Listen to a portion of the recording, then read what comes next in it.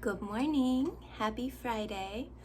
I'm just getting started this morning. I haven't opened my computer up yet, but I wanted to make sure I got this video accomplished so that I stick to my one per month this year. As you can see, I brought a chair over, which is weird and the first time I've ever done that, but I'm pretty tired and excited for the weekend ahead to just rest and recoup and replenish after our 2-week working vacation in California and Hawaii. So I'm gonna sit down and tell you about it.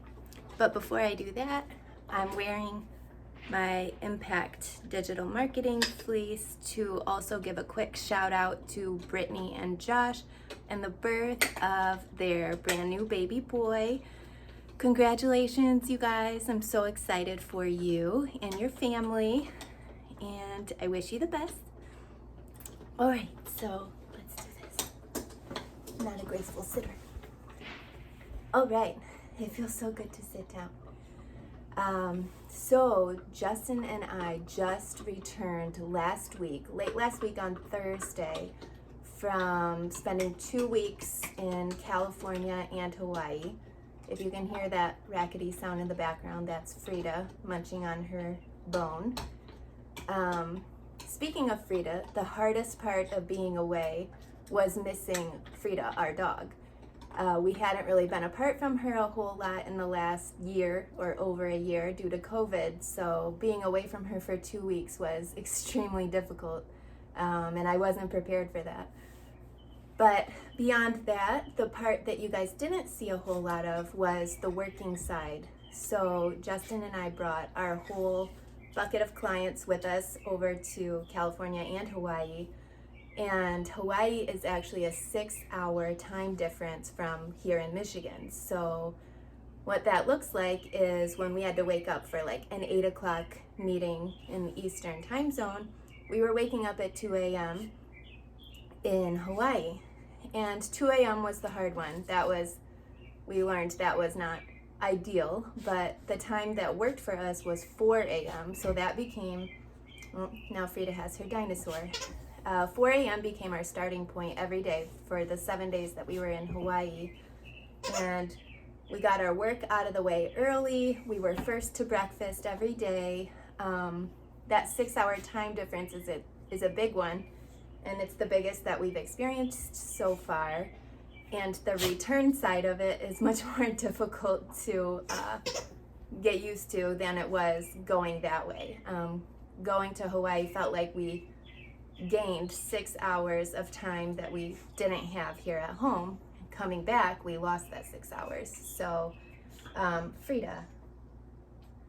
So the point of buffering our Hawaii trip with California was the time zone.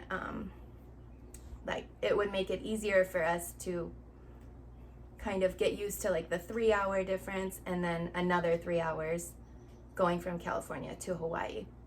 And then on the return flight back, losing 3 hours and then losing another 3 once we got home. So that definitely helped curb the jet lag that comes with hopping time zones. Working with clients across different time zones is another story, and also proved to be challenging, mostly because math is not my strong point. So I would try to math it out in my head what time it would be everywhere, and learned quickly that that is not an ideal way to time zone map. So I actually had to download an app to get all the time zones straight. That was interesting. Beyond that, we had an extraordinary time. It felt so good to be somewhere else. We hadn't gone anywhere at all since March of 2020. The last time that I flew was February 2020 when I went to visit my Miny in Florida with my best friend Jenny. And prior to that, Justin and I hadn't traveled since 2019 when we went to California for his birthday trip. So it had been a while and we were long overdue. So a few tips if you're traveling, a few things that looked different that we weren't anticipating were the Uber and Lyft drop-off zone for the airports. that has changed pretty drastically. Frida's acting so silly over here. I think she's really happy to have us home, and she hasn't adjusted yet either, so it's kind of goofy to watch her realize that we're back again.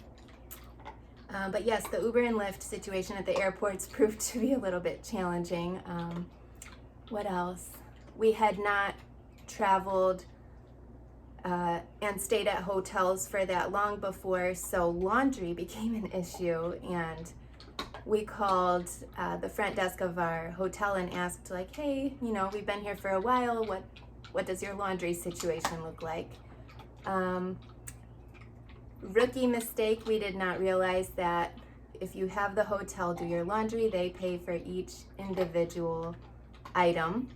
They actually give it to a third party and pay them, like per sock, per underwear.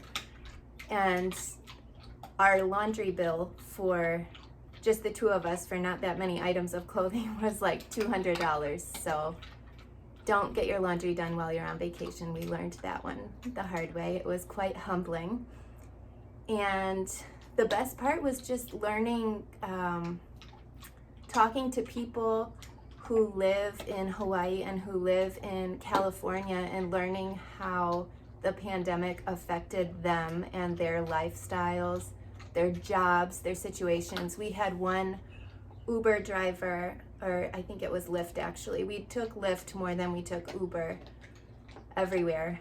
But one of our drivers, his name was Fatih, he actually lit up when we told him that we were from Michigan because he has a place in the UP.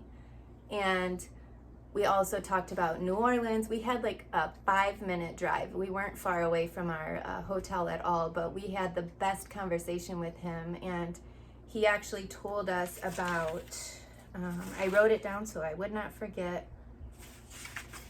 his name, Grandpa Elliott. So if you want to look up an interesting person in New Orleans, look up Grandpa Elliott. He has a pretty cool story, and you can just see the light in his face. And Fatih told us about him and his experience meeting him in New Orleans, and that was really cool as well. So we enjoyed meeting people, hearing stories, seeing sights, being other places, wearing a mask everywhere, of course, to stay safe and considerate. Hawaii and California just recently opened up, so the restrictions are still very adamant. A lot of places took our temperatures before we entered, stores and restaurants, and wearing a mask on an airplane for 6 hours makes you a little bit loopy. That was tough as well. So I guess if I had to list the challenges, it would be like number 1, missing Frida, our dog. Number 2, the return from the time zone change. And number 3, wearing a mask all day long on an airplane where airflow isn't really what it is outside, or, you know, at home already. It's already irregular. Not the most ideal situation, but it was totally worth it. So we're glad to be back. We're excited to be home. We missed our bed. We stayed at some really nice places, but their beds did not compare to ours at home. I don't think they ever do, really. And we're excited to see what's next for us, plan our next trip, and we'll share that with you as soon as we know what it looks like. Frida, you want to come say hello? Frida tore apart her dinosaur, and there is fuzzy dinosaur guts, well, stuffed animal dinosaur guts everywhere. But I'm gonna go grab her so she can say hello. Come here, you cuckoo bird. You got the squeaker out and everything? Come here. Ugh. You gonna say hello? Here, say hello. You being a cuckoo? And Frida's birthday is next week. She will turn 7 on Cinco de Mayo, so she wanted to make sure everyone knew. Thank you so much, guys. Have a great Friday, and we'll see you soon. And congratulations again to Brittney and Josh, Impact Digital, and their brand new baby boy. See ya.